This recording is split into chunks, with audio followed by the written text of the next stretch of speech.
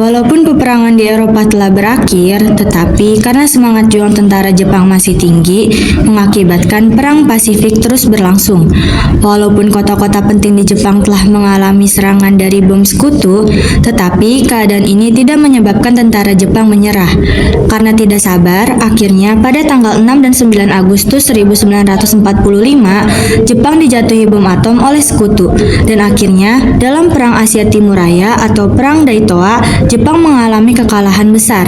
Kaisar Hiroto pun dengan terpaksa mengakui kekalahannya pada tanggal 14 Agustus 1945.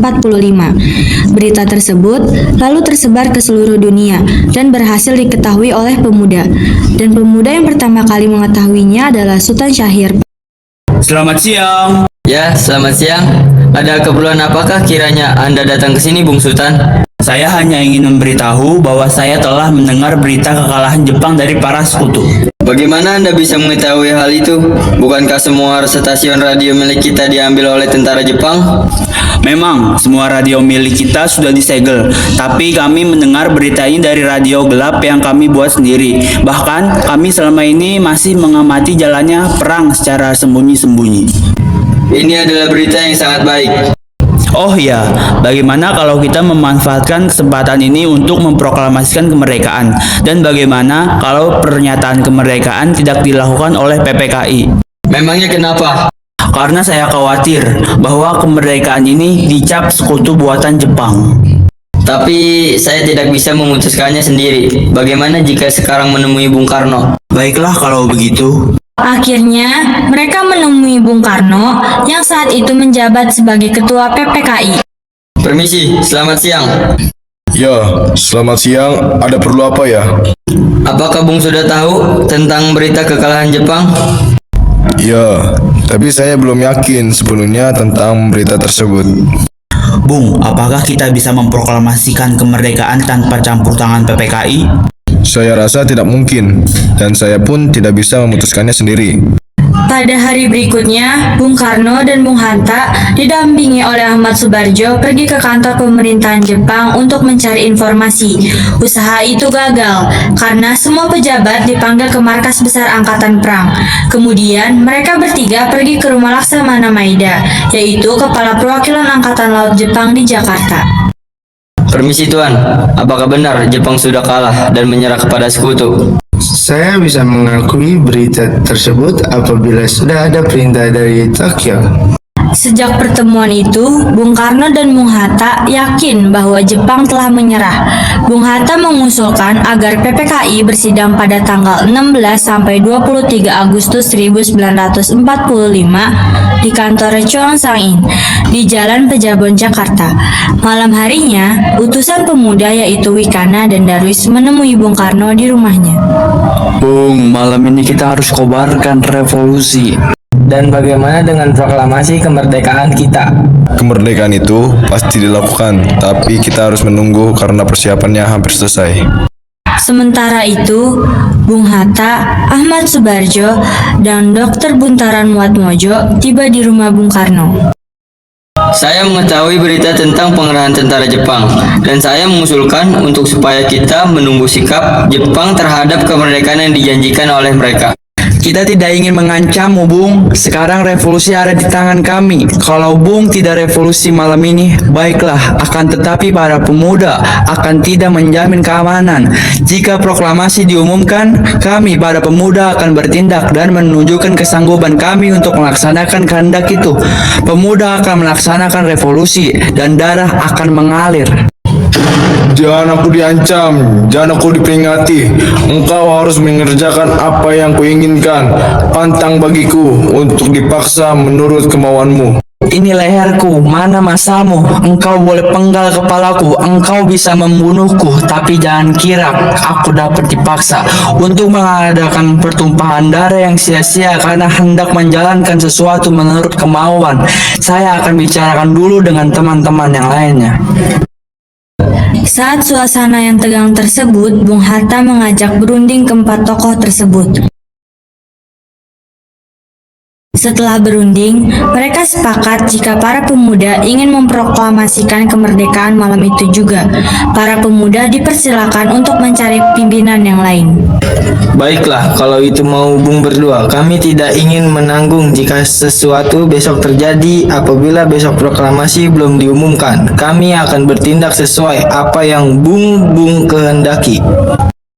Kemudian, para pemuda mengadakan rapat di belakang gedung bakteriologi dan memutuskan untuk mengamankan Bung Karno sekeluarga dan Bung Hatta ke Rengas Dengklok karena tempat itu terpencil dan jauh dari lalu lintas utama.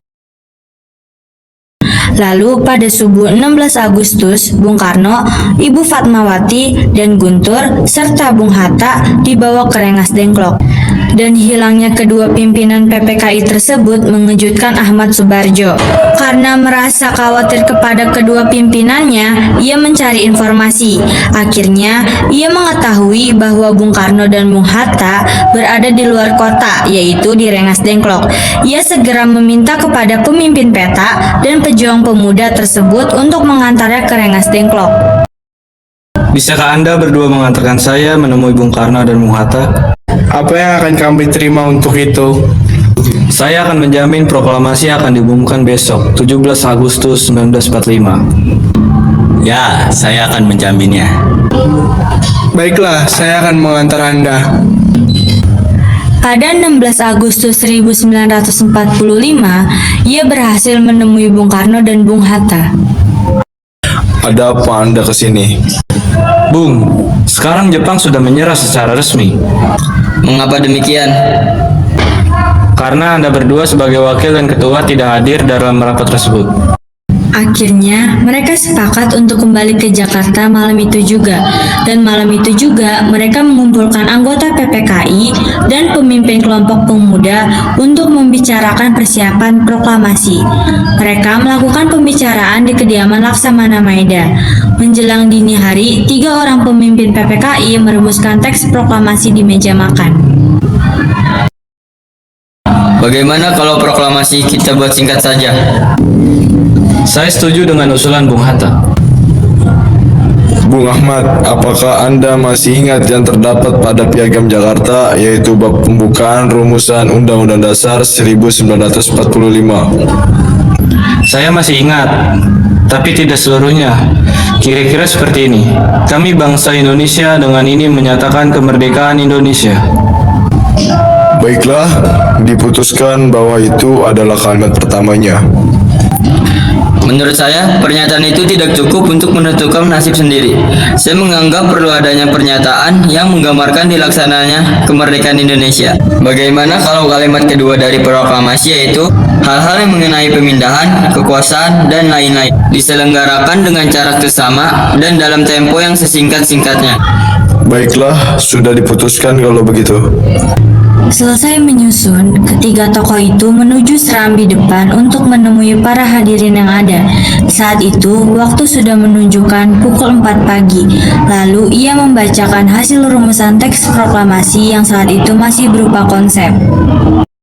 Apakah kalian setuju terhadap konsep rumusan ini? Sayuti, tolong ketikkan teks proklamasi ini menurut naskah yang menggunakan tulisan tangan saya ini. Marilah saudara-saudara, naskah proklamasi ini kita tanda tangani bersama-sama. Ya, seperti Declaration of Independence yang dimiliki oleh Amerika.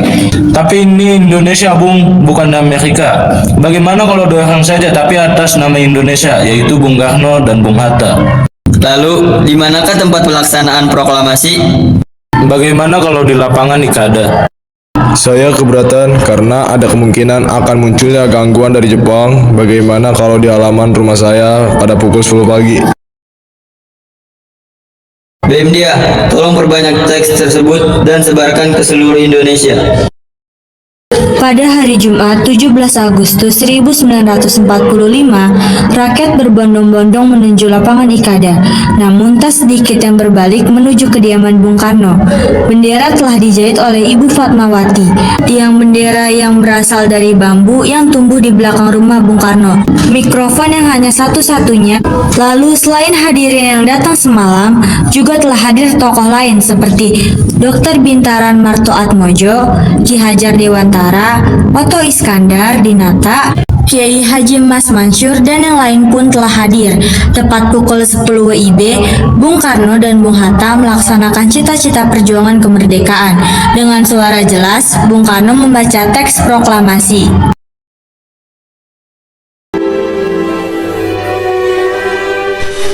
Proklamasi. Kami, bangsa Indonesia, dengan ini menyatakan kemerdekaan Indonesia. Hal-hal yang mengenai pemindahan kekuasaan dan lain-lain diselenggarakan dengan cara saksama dan dalam tempo yang sesingkat-singkatnya. Jakarta, 17 Agustus 1945, atas nama bangsa Indonesia, Soekarno, Hatta.